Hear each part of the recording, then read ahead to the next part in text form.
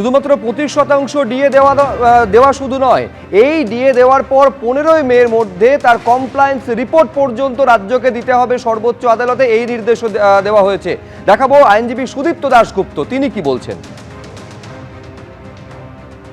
DA হলো একটি legal right এবং 2008 থেকে 19 অবধি সমস্ত বকেয়া দিতে হবে এবং ডিএ দিতে হবে এআইসিপিআই রেট অনুযায়ী, এবং 6ই মার্চে ফার্স্ট ইনস্টলমেন্ট দিতে হবে, 31শে মার্চের মধ্যে সেকেন্ড ইনস্টলমেন্ট।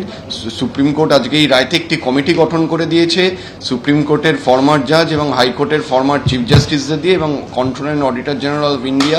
এই কমিটি দেখবে যে সুপ্রিম কোর্টের অর্ডারটা কমপ্লাই হচ্ছে এবং পেমেন্ট শিডিউলটা ঠিকঠাক ফলো করা হচ্ছে এবং যে হিসেব কত টাকা ডিউ সেটাও এই কমিটি ওভারসি করবে এবং পরবর্তী এই মামলার শুনানি হবে 15ই মে, যেদিন সুপ্রিম কোর্টে রাজ্য সরকার এই অর্ডার যে মেনেছে তার প্রমাণস্বরূপ কমপ্লায়েন্স। সংগ্রামী যৌথ মঞ্চের পক্ষ থেকে আহ্বায়ক ভাস্কর ঘোষ তিনি জানালেন যে তাদের হকের দাবি কিন্তু তারা পাচ্ছেন এবং শুধু তাই নয়, এখনই কিন্তু পথের আন্দোলন থেকে তারা সরে যাচ্ছেন না। যতদিন পর্যন্ত না পুরো টাকা তারা পাচ্ছেন ততদিন কিন্তু আন্দোলন চলবে এবং না পেলে আন্দোলন আরো জোরদার হবে।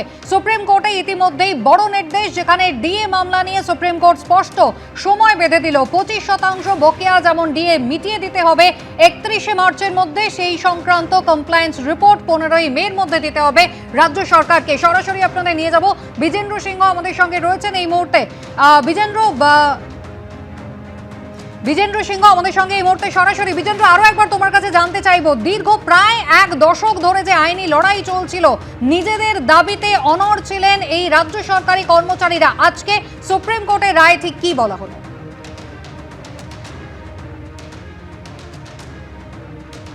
দেখো, সুপ্রিম কোর্টের রায় যদি আমরা দেখি, ডিটেল কপি কিছুক্ষণের মধ্যে আমরা পাবো, কিন্তু সুপ্রিম কোর্ট আজকে প্রথমেই বললেন জাস্টিস কারোল কি তারা 13টা কোশ্চেন ফ্রেম করেছিলেন, হিয়ারিং হয়েছিল দীর্ঘ সেটাতে, এবং সেই 13টা কোশ্চেন পর তিনি পড়ে গেলেন এবং সেই কোশ্চেনের জবাব তারা পরে বললেন কি এবার আমরা এটা জবাব দিচ্ছি।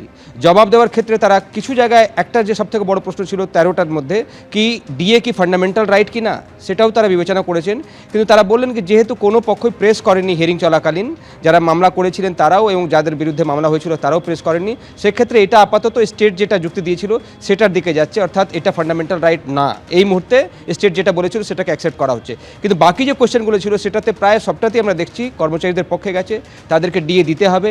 যে ইন্টারিম অর্ডার দিয়েছিল সুপ্রিম কোর্ট সেটাকে আগে দিতে হবে, মার্চের মধ্যে সেই টাকা দিয়ে দিতে হবে, এবং তারপর তারা বলছেন কি স্টেটের ফিসকাল কন্ডিশন কী, অর্থাৎ আর্থিক পরিস্থিতি কী রয়েছে পশ্চিমবঙ্গের মধ্যে। কেন কি এই আর্গুমেন্টটা কপিল সিব্বল বারবার রেখেছিলেন কি পশ্চিমবঙ্গের ফিনান্সিয়াল কন্ডিশন খুব এরম নয় কি 40,000 কোটি টাকা তারা দিয়ে দেবেন, এবং তাদের অন্য কমিটমেন্টসগুলো রয়েছে, সোশ্যাল ওয়েলফেয়ার স্কিমসগুলো যেটা চলছে সেটাতে টাকা খরচ হচ্ছে, সেক্ষেত্রে কর্মচারীদের জন্য এই 100% ডিএ দেওয়ার তাদের পক্ষে সম্ভব নয়।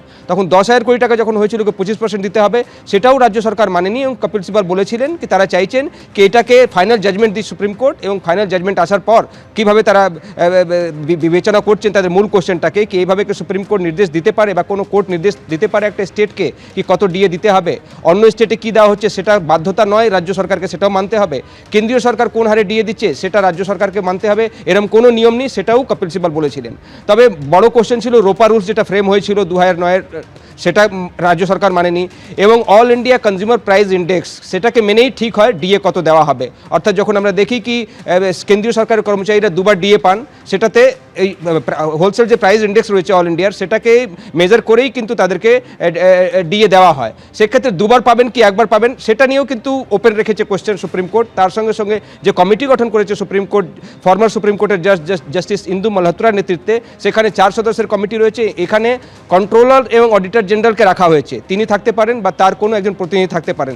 তাকে কেন রাখা হয়েছে কি স্টেটের যে ফিসকাল কন্ডিশন কি এই মুহূর্তে, কোথায় তারা টাকা খরচ করছেন এবং কত তাদের শর্টেজ রয়েছে, কোথা থেকে টাকা আসছে, এসব স্টাডি করবে এই কমিটি, এবং এই কমিটি ঠিক করবে কি ডিএটা কখন এবং কত দিতে হবে। ইনস্টলমেন্টের কথা একটা উঠে এসছে, কারণ আমরা দেখলাম জাস্টিস কারোর বললেন কি প্রথম ইনস্টলমেন্ট দেওয়ার পর কমপ্লায়েন্স রিপোর্ট জমা দিতে হবে সুপ্রিম কোর্টের কাছে, যখন মে মাসে তারা হিয়ারিংয়ের নেক্সট ডেট রেখেছেন 15ই মে, তার আগে এই কমপ্লায়েন্স রিপোর্টটা দিতে হবে সুপ্রিম কোর্টের কাছে, এই কমিটি রিপোর্ট জমা দেবে কি কত টাকা দেওয়া হয়েছে এবং কখন দেওয়া হয়েছে এটাও কিন্তু সুপ্রিম কোর্টকে জানাতে হবে।